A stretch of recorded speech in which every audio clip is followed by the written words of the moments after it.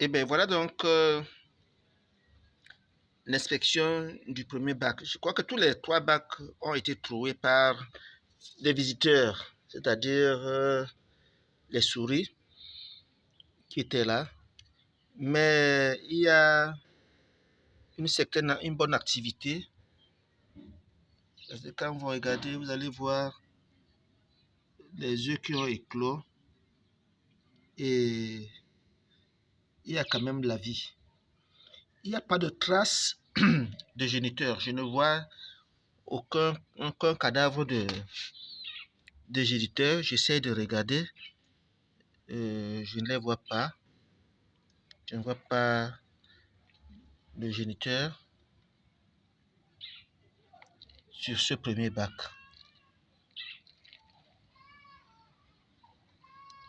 Bon.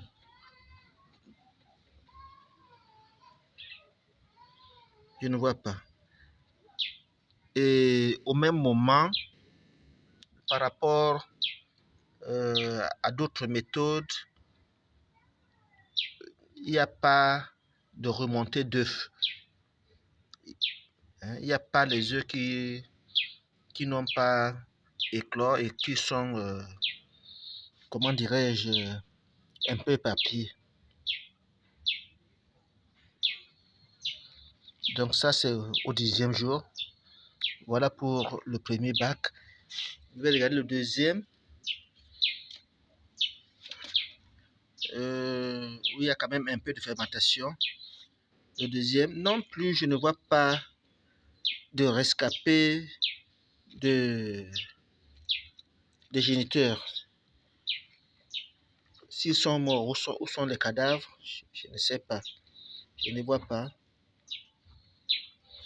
Mais cependant, il y a quand même suffisamment de larves.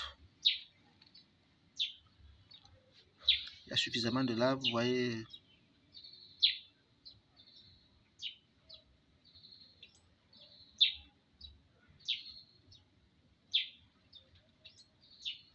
Ça bouge. Je ne sais pas s'il y a d'autres qui sont enfouis à l'intérieur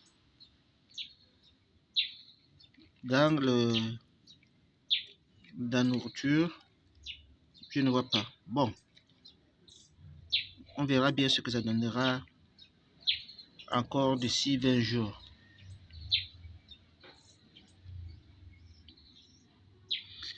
Et enfin, le troisième bac.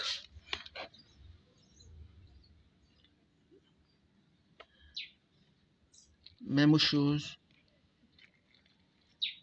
Je ne découvre pas de géniteur, ni vivant, ni mort.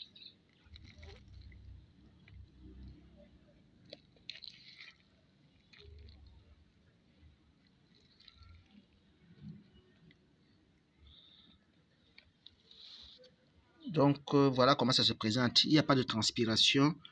Il y a un peu de fermentation. La température à l'intérieur est bonne. Les petits...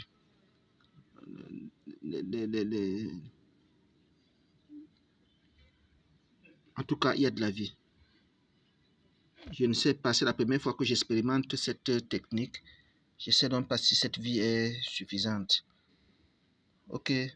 Merci, je vous l'envoie pour commentaire. Je vais rapidement refermer de peur que les mouches ne nous jouent un mauvais tour. Merci et bonne journée.